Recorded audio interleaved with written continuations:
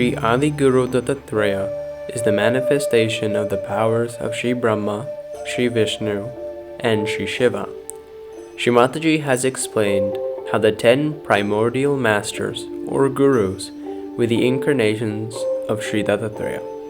They came on earth at different times to establish the qualities of the void and with the sole purpose of taking the seekers out of the darkness of ignorance and towards the light of God. Their common message was of devotion and faith towards the one God. Raja Janaka was the first primordial master, who was born in India and showed humanity the quality of detachment, even though he was a king.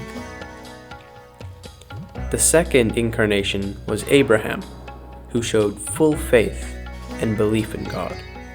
The third incarnation was Moses, who communicated the 10 Commandments from God.